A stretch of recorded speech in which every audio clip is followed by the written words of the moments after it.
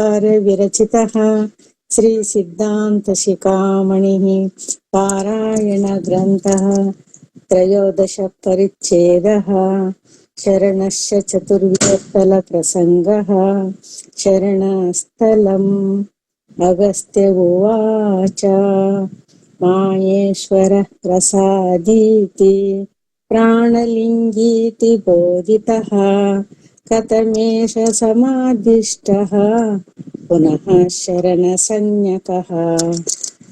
13ನೆಯ ಪರಿಚ್ಛೇದವು ಶರಣನ ಚತುರ್ವಿಧ ಸ್ಥಳ ಪ್ರಸಂಗವು. ಶರಣ ಸ್ಥಳವು ಹೇ ಗಣಾಧೀಶ್ವರನೇ, ಮಹೇಶ್ವರನೆಂದು ಪ್ರಸಾದಿ ಎಂದು ಬೋಧಿಸಲ್ಪಟ್ಟ ಈ ಪ್ರಾಣಲಿಂಗಿಯೇ ಮತ್ತೆ ಯಾವ ಕಾರಣದಿಂದ ಶರಣನೆಂಬ ಹೆಸರುಳ್ಳವನಾಗಿ ಹೇಳಲ್ಪಡುವನು?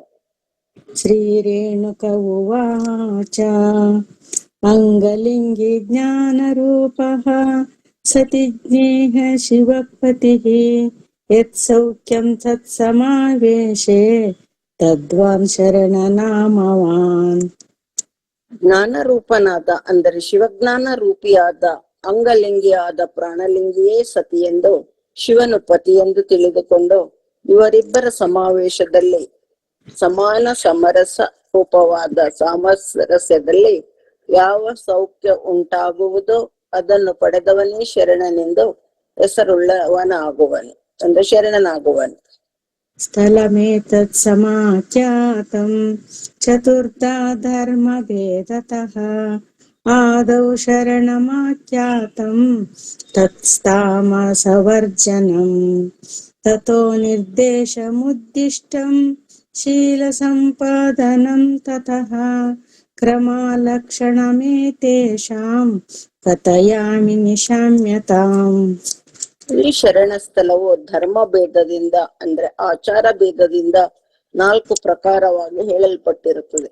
ಅವುಗಳಲ್ಲಿ ಮೊದಲನೆಯದೇ ಶರಣ ಸ್ಥಳವು, ನಂತರ ತಾಮಸ ನಿರಸನ ಸ್ಥಳವು, ಅದಾದ ಬಳಿಕ ನಿರ್ದೇಶನ ಸ್ಥಳವು, ತರುವಾಯ ಶೀಲ ಸಂಪಾದನ ಸ್ಥಳವು ಹೇಳಲ್ಪಡುತ್ತದೆ.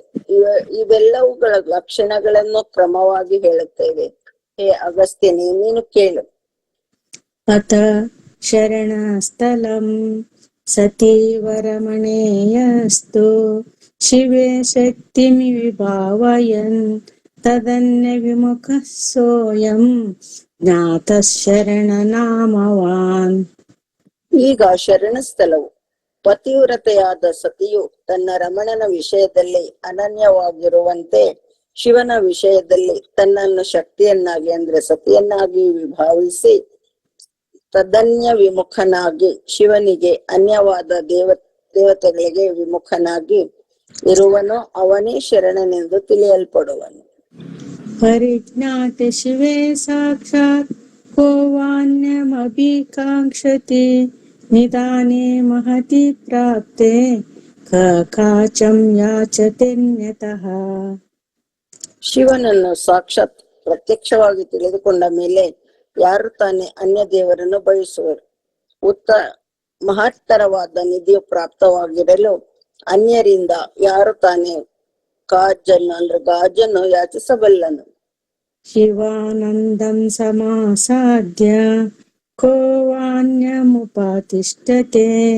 ಗಂಗಾಮೃತಂ ಪರಿತ್ಯಜ್ಯ ಕಾಕ್ಷೇನ್ ಮೃಗತೃಷ್ಣಕಾಂ. ಶಿವಾನಂದವನ್ನು ಪಡೆದುಕೊಂಡ ಮೇಲೆ ಯಾರು ತಾನೇ ಅನ್ಯ ದೇವರನ್ನು ಆಶ್ರಯಿಸುವರು? ಗಂಗಾಮೃತವನ್ನು ತ್ಯಜಿಸಿ ಮರೀಚಿಕೆಯನ್ನು ಅಂದ್ರೆ ಮೃಗಜಲವನ್ನು ಯಾರು ತಾನೇ ಅಪೇಕ್ಷಿಸಬಲ್ಲರು?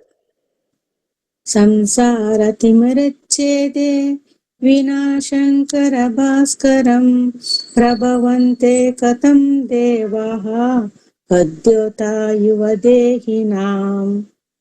ಜೀವಿಗಳ ಸಂಸಾರವೆಂಬ ಕತ್ತಲೆಯನ್ನು ಕಳೆಯಲು ಶಂಕರನೆಂಬ ಸೂರ್ಯನ ಹೊರತಾಗಿ ಖದ್ಯೋತದಂತಿರುವ ಅಂದ್ರೆ ಮಿಂಚು ಹುಳುಗಳಂತಿರುವ ಇತರ ದೇವತೆಗಳು ಹೇಗೆ ತಾನೇ ಸಮರ್ಥರಾಗಬಲ್ಲರು? ಸಂಸಾರಾರ್ಥ ಶಿವಂ ಯಾಯಾದ್ ಬ್ರಹ್ಮಾದ್ಯೈಕ್ಯಂ ಫಲಂ ಸುರೈಃ ಚಕೋರ ಸೃಷ್ಟಿತಃ ಪಶ್ಯೇತ್ ಚಂದ್ರಮ ಕಿಂ ತಾರಕ ಅಪಿ. ಸಂಸಾರದಿಂದ ನೊಂದಾತನು ಶಿವನಿಗೇನೆ ಶರಣಾಗತನಾಗಬೇಕು. ಬ್ರಹ್ಮಾದಿ ಉಳಿದ ದೇವತೆಗಳಿಂದ ಏನು ಫಲ? ನೀರಡಿಸಿದ ಚಕೋರವು ಚಂದ್ರನನ್ನು ನೋಡುವುದಲ್ಲದೆ ತಾರೆಯನ್ನು ನೋಡುವುದೇ? ಶಿವ ಏವ ಸಮಸ್ತಾನಾಂ ಶರಣ್ಯೇ ಶರಣಾರ್ಥಿನಾಂ ಸಂಸಾರರೋರಗದಷ್ಟಾನಾಂ ಸರ್ವಜ್ಞಂ ಸರ್ವದೋಷಃ.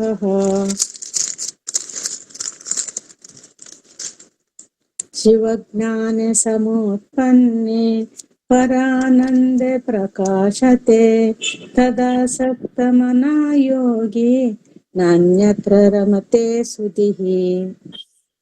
ಸಂಸಾರವೆಂಬ ಉರಗದಿಂದ ಅಂದ್ರೆ ಸರ್ಪದಿಂದ ಕಚ್ಚಲ್ಪಟ್ಟು ಅಂತೆಯೇ ಶರಣಾಗತರಾದ ಎಲ್ಲ ಜೀವಿಗಳ ಸರ್ವ ದೋಷಗಳನ್ನು ದೂರ ಮಾಡುವ ಸರ್ವಜ್ಞನಾದ ಶಿವನೋರ್ವನೇ ಶರಣ್ಯನಾಗಿದ್ದಾನೆ, ಅಂದರೆ ಶರಣಾಗತ ರಕ್ಷಕನಾಗಿದ್ದಾನೆ.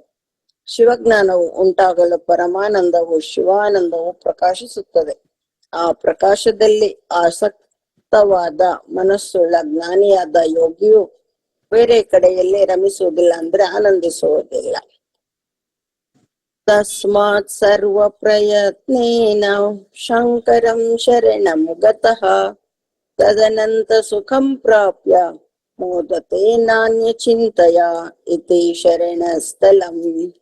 ಆದ್ದರಿಂದ ಸರ್ವ ಪ್ರಯತ್ನಗಳನ್ನು ಮಾಡಿ ಶಂಕರನಿಗೆ ಶರಣಾಗತನಾದ ಶರಣನು ಶಿವನ ಅನಂತ ಸುಖವನ್ನು ಪಡೆದು ಬೇರೆ ಯಾವ ಚಿಂತೆಗಳಲ್ಲದೆ ಆನಂದಿಸುತ್ತಿರುತ್ತಾನೆ. ಇಲ್ಲಿಗೆ ಶರಣ ಸ್ಥಳವು ಮುಗಿಯಿತು.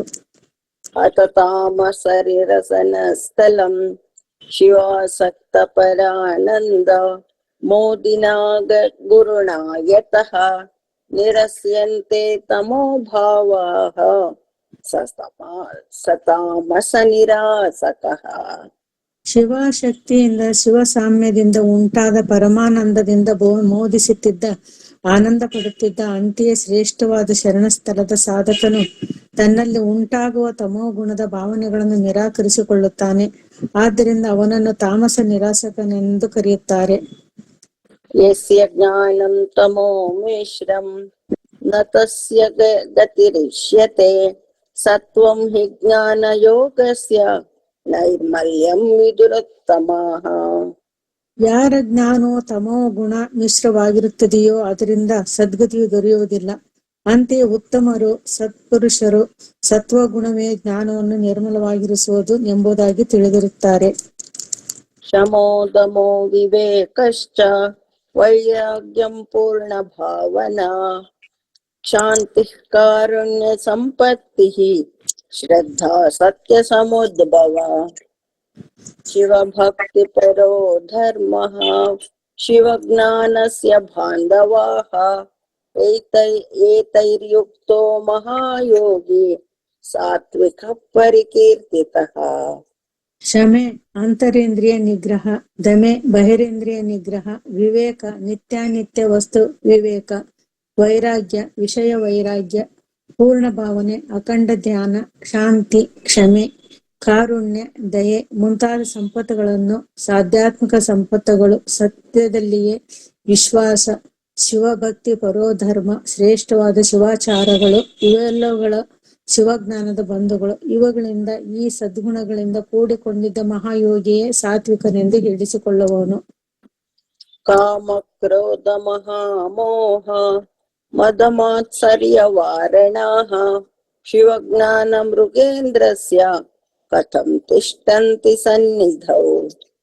ಕಾಮ ಕ್ರೋಧ ಮೋಹ ಮದ ಮತ್ತು ಮಾತ್ಸರ್ಯಗಳೆಂಬ ಆನೆಗಳ ಶಿವಜ್ಞಾನವೆಂಬ ಮೃಗೇಂದ್ರದ ಸಿಂಹದ ಸನ್ನಿಧಿಯಲ್ಲೇ ಹೇಗೆ ತಾನೇ ನಿಲ್ಲಲು ಸಾಧ್ಯ? ಯತ್ರ ಕುತ್ರಾಪಿ ವಾ ದ್ವೇಷ್ಟಿ ಪ್ರಪಂಚೇ ಶಿವರೂಪಿಣಿ ಶಿವದ್ವೇಷಿ ಸವಿಜ್ಞೇಯೋ ಜಸಾವಿಷ್ಟಮಾನಸಃ. ಶಿವರೂಪಿಣಿಯಾದ ಶಿವಸ್ವರೂಪವಾದ ಈ ಪ್ರಪಂಚದಲ್ಲಿ ಎಲ್ಲಿಯೇ ಆಗಲಿ ಅಥವಾ ಯಾರನ್ನೇ ಆಗಲಿ ಯಾರು ದ್ವೇಷಿಸುವರೋ ರಜೋಗುಣಿಯಾದ ಅವನು ಶಿವದ್ವೇಷಿ ಎಂದು ಮತ್ತು ರಜೋಗುಣಿ ಎಂದು ತಿಳಿದುಕೊಳ್ಳಬೇಕು.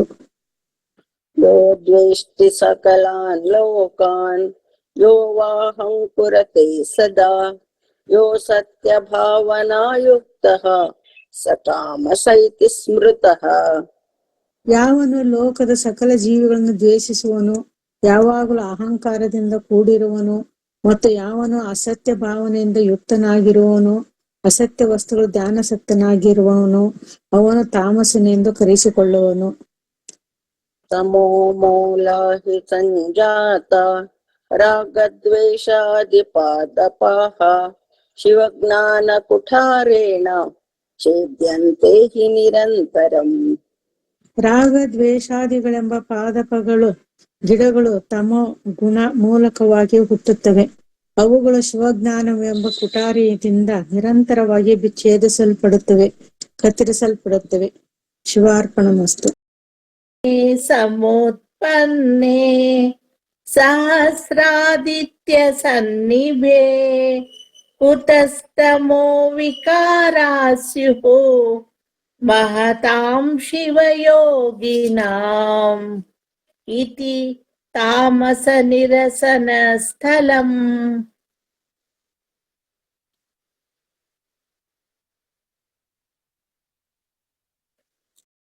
ಜ್ಞಾನವು ಉತ್ಪನ್ನವಾಗಲು ಅಂತಹ ಜ್ಞಾನವುಳ್ಳ ಮಹಾತ್ಮರ ಶಿವಯೋಗಿಗಳಿಗೆ, ಶಿವಶರಣರಿಗೆ ತಮೋಗುಣದ ವಿಕಾರಗಳು ಹೇಗೆ ತಾನೇ ಉಂಟಾಗುವವು? ಇಲ್ಲಿಗೆ ತಾಮಸ ನಿರಸನ ಸ್ಥಳವು ಮುಗಿಯಿತು. ಅಥ ನಿರ್ದೇಶ ಸ್ಥಳಂ ನಿರಾಕೃತ್ಯ ತಮೋ ಭಾಗಂ ಸಂಸಾರಸ್ಯ ಪ್ರವರ್ತಕಂ ನಿರ್ದಿಶ್ಯತೆ ತು ಯಜ್ಞಾನಂ ಸ ನಿರ್ದೇಶ ಇತಿ ಸ್ಮೃತಃ. ಸಂಸಾರದ ಪ್ರವೃತ್ತಿಗೆ ಕಾರಣವಾದ ತಮೋಗುಣವನ್ನು ನಿರಾಕರಿಸಿ ಯಾವ ಜ್ಞಾನವು ನಿರ್ದೇಶಿಸಲ್ಪಡುವುದೋ ಹೇಳಲ್ಪಡುವುದೋ ಆ ಸ್ಥಳಕ್ಕೆ ನಿರ್ದೇಶನ ಸ್ಥಳವೆಂದು ಕರೆಯಲಾಗಿದೆ. ಗುರುರೇವ ಪರಂ ತತ್ವಂ ಪ್ರಕಾಶಯತಿ ದೇಹಿನಾಂ ಕೋ ವಾ ಸೂರ್ಯಂ ವಿನಾ ಲೋಕೆ ತಮಸೋ ವಿನಿವರ್ತಕಃ. ಸೂರ್ಯನ ಹೊರತಾಗಿ ಈ ಜಗತ್ತಿನಲ್ಲಿ ಕತ್ತಲೆಯನ್ನು ನಿವಾರಿಸುವವನು ಹೇಗೆ ಬೇರೆ ಯಾರು ಇರುವುದಿಲ್ಲವೋ ಅದರಂತೆ ಎಲ್ಲ ಜೀವಿಗಳಿಗೆ ಗುರುವೇ ಪರತತ್ವವನ್ನು ಪ್ರಕಾಶಿಸುವನು, ತೋರಿಸುವನು. ಅಂತರೇಣ ಗುರುಂ ಸಿದ್ಧಂ ಕಥಂ ಸಂಸಾರ ನಿಷ್ಕೃತಿ ನಿದಾನಜ್ಞಂ ವಿನಾ ವೈದ್ಯಂ ಕಿಂ ವಾ ರೋಗೋ ನಿವರ್ತತೆ. ಸಿದ್ಧನಾದ ಶಿವಜ್ಞಾನವುಳ್ಳ ಗುರುವಿನ ಹೊರತಾಗಿ ಸಂಸಾರದ ನಿಷ್ಕೃತಿಯು ಅಂದರೆ ನಿವೃತ್ತಿಯು ಹೇಗೆ ತಾನೇ ಸಾಧ್ಯವಾದೀತು? ನಿದಾನವನ್ನು ಬಲ್ಲ ಅಂದರೆ ರೋಗದ ಕಾರಣವರಿತು ಔಷಧವನ್ನು ಕೊಡಬಲ್ಲ ವೈದ್ಯನ ಹೊರತಾಗಿ ರೋಗದ ನಿವಾರಣೆಯು ಹೇಗೆ ಸಾಧ್ಯ? ಅಜ್ಞಾನ ಮಲಿನಂ ಚಿತ್ತ ದರ್ಪಣಂ ಯೋ ವಿಶೋದಯೇತ್ ಪ್ರಜ್ಞಾ ವಿಭೂತಿ ಯೋಗೇನ ತಮಾಹುರ್ಗುರು ಸತ್ತಮಂ. ಅಜ್ಞಾನದಿಂದ ಮಲಿನವಾದ ಚಿತ್ತವೆಂಬ ದರ್ಪಣವನ್ನು ಪ್ರಜ್ಞೆ ಎಂಬ ವಿಭೂತಿಯಿಂದ ಯಾರು ಸ್ವಚ್ಛಗೊಳಿಸುವರೋ ಅವರನ್ನು ಗುರುಶ್ರೇಷ್ಠರೆಂದು ಹೇಳುವರು. ಅಪರೋಕ್ಷಿತ ತತ್ವಸ್ಯ ಜೀವನ್ಮುಕ್ತ ಸ್ವಭಾವಿನಃ ಗುರೋ ಕಟಾಕ್ಷೇ ಸಂಸಿದ್ಧೇ ಕೋ ವಾ ಲೋಕೇಶು ದುರ್ಲಭಃ. ಶಿವತತ್ವವನ್ನು ಅಪರೋಕ್ಷಗೊಳಿಸಿಕೊಂಡ ಸಾಕ್ಷಾತ್ಕರಿಸಿಕೊಂಡ ಜೀವನ್ಮುಕ್ತ ಲಕ್ಷಣದಿಂದ ಕೂಡಿದ ಗುರುವಿನ ಕೃಪಾ ಕಟಾಕ್ಷವು ದೊರೆತರೆ ಮೂರು ಲೋಕಗಳಲ್ಲಿ ಯಾವ ವಸ್ತು ತಾನೇ ದುರ್ಲಭವಾದೀತು? ಕೈವಲ್ಯ ಕಲ್ಪತರವೋ ಗುರುವ ಕರುಣಾಲಯ ದುರ್ಲಭಾಯಿ ಜಗತ್ಯಸ್ಮಿನ್ ಶಿವಾದ್ವೈತ ಪರಾಯಣ. ಕೈವಲ್ಯವನ್ನು ಕೊಡುವುದಕ್ಕೆ ಕಲ್ಪವೃಕ್ಷದಂತಿರುವ ಕರುಣಾಲಯರಾದ ದಯಾನಿಧಿಗಳಾದ ಶಿವಾದ್ವೈತ ತತ್ವಗಳಲ್ಲಿ ತತ್ಪರರಾದ ಗುರುಗಳು ಈ ಜಗತ್ತಿನಲ್ಲಿ ನಿಶ್ಚಯವಾಗಿ ದುರ್ಬಲರಾಗಿರುತ್ತಾರೆ. ಕ್ಷೀರಾಬ್ಧಿರಿವ ಸಿಂಧೂನಾಂ ಸುಮೇರುರಿವ ಭೂಭೃತಾಂ ಗ್ರಹಾಣಮಿವ ದಿಗ್ಮಾಂಶುಃ मणिनामिव कौस्तुभः द्रुमाणामिव भद्रश्री देवानामिव शङ्कर गुरु शिव परश्राग्यो गुरूणां प्राकृतात्मनाम् इति निर्देशस्थलम्. ಸಾಗರಗಳಲ್ಲಿ ಕ್ಷೀರ ಸಾಗರದಂತೆ, ಪರ್ವತಗಳಲ್ಲಿ ಸುಮೇರು ಪರ್ವತದಂತೆ, ನವಗ್ರಹಗಳಲ್ಲಿ ಸೂರ್ಯನಂತೆ, ಮಣಿಗಳಲ್ಲಿ ಕೌಸ್ತುಭ ಮಣಿಯಂತೆ, ಮರಗಳಲ್ಲಿ ಚಂದನ ಮರದಂತೆ, ದೇವತೆಗಳಲ್ಲಿ ಶಂಕರನಂತೆ, ಪ್ರಾಕೃತರಾದ ಗುರುಗಳಲ್ಲಿ ಶಿವ ಸ್ವರೂಪರಾದ ಗುರು ಶ್ಲಾಘನಾಗಿದ್ದಾನೆ, ಸ್ತುತ್ಯನಾಗಿದ್ದಾನೆ, ಶ್ರೇಷ್ಠನಾಗಿದ್ದಾನೆ. ಇಲ್ಲಿಗೆ ನಿರ್ದೇಶನ ಸ್ಥಳವು ಮುಗಿಯಿತು.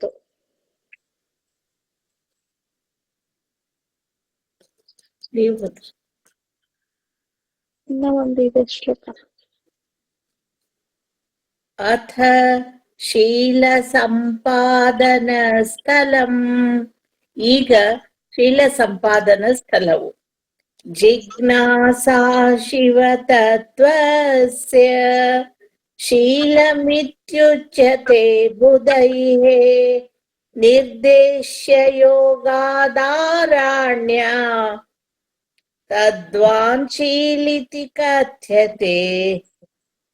ಈಗ ಶೂಲ ಸಂಪಾದನಾ ಸ್ಥಳವು ಆರ್ಯರ ಅಂದರೆ ಗುರುಗಳ ನಿರ್ದೇಶನದಿಂದ ಶಿವ ತತ್ವವನ್ನು ತಿಳಿದುಕೊಳ್ಳುವ ಜಿಜ್ಞಾಸೆಯೇ, ಉತ್ಕಟವಾದ ಇಚ್ಛೆಯೇ ಶೀಲವೆಂಬುದಾಗಿ ಜ್ಞಾನಿಗಳಿಂದ ಹೇಳಲಾಗಿದೆ. ಆ ಶೀಲವುಳ್ಳವನೇ ಶೀಲಿ ಎಂದು ಕರೆಯಲ್ಪಡುತ್ತಾನೆ. ಪ್ರಪನ್ನಾರ್ತಿ ಹರೇ ದೇವೇ ಪರಮಾತ್ಮನಿ ಶಂಕರೇ ಭಾವಸ್ಯ ಸ್ಥಿರತಾ ಯೋಗಃ ಶೀಲಮಿತ್ಯುಚ್ಯತೆ ಬುಧೈಃ. ಪ್ರಪನ್ನರಾದವರ, ಮೊರೆ ಹೊಕ್ಕವರ, ಅರ್ಥಿಹರನಾದ, ದುಃಖವನ್ನು ದೂರ ಮಾಡುವ ದೇವನಾದ ಮತ್ತು ಪರಮಾತ್ಮನಾದ ಶಂಕರನಲ್ಲಿ ತನ್ನ ಭಾವನೆಯನ್ನು ಸ್ಥಿರಗೊಳಿಸುವ ಯೋಗವೇ ಶೀಲವೆಂಬುದಾಗಿ ಜ್ಞಾನಿಗಳು ಹೇಳುತ್ತಾರೆ. ಶೀಲಂ ಶಿವೈಕ್ಯ ವಿಜ್ಞಾನಂ ಶಿವಧ್ಯಾನೈಕತಾನತಾ ಶಿವ ಪ್ರಾಪ್ತಿ ಸಮುತ್ಕಂಠ ತದ್ಯೋಗಿ ಶೀಲವಾನ್ ಸ್ಮೃತಃ. ಶಿವನೊಬ್ಬನನ್ನೇ ತಿಳಿದುಕೊಳ್ಳುವುದು, ಶಿವ ಧ್ಯಾನದಲ್ಲಿ ಏಕಾಗ್ರತೆಯು ಮತ್ತು ಶಿವನನ್ನು ಪ್ರಾಪ್ತಿ ಮಾಡಿಕೊಳ್ಳುವಲ್ಲಿ ಉತ್ಕಟವಾದ ಬಯಕೆಯೇ ಶೀಲವೆಂದು ಕರೆಯಲಾಗುವುದು. ಆ ಶೀಲವುಳ್ಳವನೇ ಶೀಲವಾನನೆಂದು ಹೇಳಿಸಿಕೊಳ್ಳುವನು. ಶಿವಾದನ್ಯತ್ರ ವಿಜ್ಞಾನೇ ವೈಮುಖ್ಯಂ ಯಸ್ಯ ಸುಸ್ಥಿರಂ ತದಾಸಕ್ತ ಮನೋವೃತ್ತಿಃ ತಮಾಹುಃ ಶೀಲಭಾಜನಂ. ಶಿವನನ್ನು ಹೊರತುಪಡಿಸಿ ಅನ್ಯ ದೇವತೆಗಳನ್ನು ತಿಳಿದುಕೊಳ್ಳುವ ವಿಷಯದಲ್ಲಿ ವಿಮುಖತೆಯು ಯಾರಲ್ಲಿ ಸುಸ್ಥಿರವಾಗಿರುವುದೋ ಮತ್ತು ಯಾರು ಶಿವನೊಬ್ಬನಲ್ಲಿಯೇ ಆಸಕ್ತವಾದ ಮನೋವೃತ್ತಿಯುಳ್ಳವನೋ ಅವನಿಗೆ ಶೀಲಭಾಜನನೆಂದು ಕರೆಯುವರು. ಪತಿವ್ರತಾಯ ಯಚ್ಛೀಲಂ ಪತಿರಾಗಾತ್ ಪ್ರಶಸ್ಯತೆ ತಥಾ ಶಿವಾನುರಾಗೇಣ ಸುಶೀಲೋ ಭಕ್ತ ಉಚ್ಯತೆ. ಪತಿವ್ರತೆಯಾದ ಹೆಣ್ಣು ಮಗಳ ಶೀಲವು ಪತಿಯ ಮೇಲಿನ ಪ್ರೀತಿಯಿಂದ ಹೇಗೆ ಪ್ರಶಂಸಿಸಲ್ಪಡುತ್ತದೆಯೋ ಅದರಂತೆಯೇ ಶಿವನ ಮೇಲಿನ ಅನುರಾಗದಿಂದಲೇ ಸುಶೀಲನು ಅಭಕ್ತನೆಂದು, ಶಿವನಿಂದ ಅವಿಭಕ್ತನೆಂದು, ಶಿವನಿಂದ ಬೇರ್ಪಡದವನೆಂದು ಹೇಳಲಾಗುವನು. ಪತಿಂ ವಿನಾ ಯಥಾ ಸ್ತ್ರೀಣಾಂ ಸೇವಾನ್ನಸ್ಯ ತು ಗರ್ಹಣ ಶಿವಂ ವಿನಾ ತಥಾನ್ಯೇಷಾಂ ಸೇವಾನಿಂದ್ಯಾ ಕೃತಾತ್ಮನಾಂ. ಸ್ತ್ರೀಯರಿಗೆ ಪತಿಯನ್ನು ಹೊರತುಪಡಿಸಿ ಅನ್ಯರ ಪರಪುರುಷರ ಸೇವೆಯು ಹೇಗೆ ಗರ್ಹಣೀಯವಾದುದೋ ನಿಂದಿತವಾದದ್ದೋ ಅದರಂತೆ ಕೃತಾತ್ಮರಿಗೆ ಕೃತ್ಯರಾದ ಶರಣಸ್ಥಲ ಸಾಧಕರಿಗೆ ಶಿವನನ್ನು ಹೊರತುಪಡಿಸಿ ಅನ್ಯ ದೇವರ ಸೇವೆಯು ನಿಂದನೀಯವಾದುದಾಗಿದೆ. ಬಹುನಾತ್ರ ಕಿಮುಕ್ತಂ ತೇನ ಶಿವಜ್ಞಾನೈಕನಿಷ್ಠತಾ ಶೀಲಮಿತ್ಯುಚ್ಯತೆ ಸದ್ಭಿಃ ಶೀಲವಾಂತಸ್ತರೋ ಮತಃ. ಈ ಶೀಲದ ವಿಷಯದಲ್ಲಿ ಹೆಚ್ಚು ಹೇಳುವುದರಿಂದ ಏನು ಪ್ರಯೋಜನ? ಶಿವಾಜ್ಞಾನೈಕ್ಯ ನಿಷ್ಠತೆಯೇ, ಶಿವಜ್ಞಾನ ಒಂದರಲ್ಲಿಯೇ ನಿಷ್ಠೆ ಇರುವಿಕೆಯೇ ಶೀಲವೆಂದು ಸತ್ಪುರುಷರಿಂದ ಹೇಳಲ್ಪಡುತ್ತದೆ. ಆದ್ದರಿಂದ ಶೀಲವಂತನನ್ನು ಶಿವಜ್ಞಾನ ತತ್ಪರನೆಂದು ತಿಳಿದುಕೊಳ್ಳಬೇಕು. ಶಿವಾತ್ಮಬೋಧೈಕರತಃ ಸ್ಥಿರಾಶಯಃ ಶಿವಂ ಪ್ರಪನ್ನೋ ಜಗದಾತ್ಮದೀಶಂ ಶಿವೈಕ್ಯನಿಷ್ಠಾಹಿತಶೀಲಭೂಷಣಃ ಶಿವೈಕ್ಯವಾನೇಶ ಹಿ ಕಥ್ಯತೆ ಬುಧೈಃ ಇತಿ ಶೀಲಸಂಪಾದನಸ್ಥಲಂ ಪರಿಸಮಾಪ್ತಂ. ಶಿವಾತ್ಮ ಬೋಧೆಯಲ್ಲಿಯೇ ಲಿಂಗ ಅಂಗಗಳ ಐಕ್ಯ ಜ್ಞಾನದಲ್ಲಿ ಏಕರತನಾಗಿ ನಿಷ್ಠೆಯುಳ್ಳವನಾಗಿ ಜಗತ್ತಿಗೆ ಅಧೀಶ್ವರನಾದ ಜಗತ್ತಿಗೆ ಒಡೆಯನಾದ ಶಿವನಿಗೆ ಪ್ರಪನ್ನನಾದ ರಕ್ಷಕನೆಂದು ಮೊರೆ ಹೊಕ್ಕ ಸ್ಥಿರಾಶಯನಾದ ದೃಢವಾದ ಭಾವನೆಯುಳ್ಳ ಶಿವನಲ್ಲಿ ತನ್ನ ಏಕನಿಷ್ಠೆ ಎಂಬ ಶೀಲವನ್ನೇ ಆಭರಣವನ್ನಾಗಿ ಮಾಡಿಕೊಂಡ ಈ ಶರಣಸ್ಥಲದ ಸಾಧಕನನ್ನು ಶಿವೈಕ್ಯನೆಂದು ಬುಧರು ಅಂದರೆ ಜ್ಞಾನಿಗಳು ಹೇಳುತ್ತಾರೆ. ಇಲ್ಲಿಗೆ ಶೀಲ ಸಂಪಾದನ ಸ್ಥಳವು ಮುಗಿಯಿತು. ಓಂ ತತ್ಸತ್ತಿತಿ ಶ್ರೀ ಶಿವಗೀತೇಷು ಸಿದ್ಧಾಂತಾಗಮೇಷು ಶಿವಾದ್ವೈತ ವಿದ್ಯಾಯಾಂ ಶಿವಯೋಗಶಾಸ್ತ್ರೇ ಶ್ರೀ ರೇಣುಕಾಗಸ್ತ್ಯ ಸಂವಾದೆ ವೀರಶೈವ ಧರ್ಮ ನಿರ್ಣಯೇ ಶ್ರೀ ಶಿವಯೋಗಿ ಶಿವಾಚಾರ್ಯ ವಿರಚಿತೆ ಶ್ರೀ ಸಿದ್ಧಾಂತ ಶಿಖಾಮಣೌ ಶರಣಸ್ಥಲೆ ಶರಣಸ್ಥಲಾದಿ ಚತುರ್ವಿಧ ಸ್ಥಳ ಪ್ರಸಂಗೋ ನಾಮ ತ್ರಯೋದಶ ಪರಿಚ್ಛೇದಃ. ಓಂ ತತ್ಸತ್ ಇತಿ ಶ್ರೀ ಶಿವನಿಂದ ಉಪದೇಶಿಸಲ್ಪಟ್ಟು ಶ್ರೀ ಸಿದ್ಧಾಂತಾಗಮಗಳಲ್ಲಿಯ ಶಿವಾದ್ವೈತ ವಿದ್ಯಾರೂಪವು, ಶಿವಯೋಗ ಶಾಸ್ತ್ರವು, ಶ್ರೀ ರೇಣುಕಾಗಸ್ತ್ಯ ಸಂವಾದ ರೂಪವು, ಶ್ರೀ ವೀರಶೈವ ಧರ್ಮ ನಿರ್ಣಯವು, ಶ್ರೀ ಶಿವಯೋಗಿ ಶಿವಾಚಾರ್ಯ ವಿರಚಿತವೂ ಆದ ಶ್ರೀ ಸಿದ್ಧಾಂತ ಶಿಖಾಮಣಿಯಲ್ಲಿ ಶರಣಸ್ಥಳದಲ್ಲಿಯ ಶರಣಸ್ಥಲಾದಿ 4 ವಿಧ ಸ್ಥಳ ಪ್ರಸಂಗವೆಂಬ ಹೆಸರಿನ 13ನೆಯ ಪರಿಚ್ಛೇದವು ಮುಗಿದುದು. ಶಿವಾರ್ಪಣಮಸ್ತು.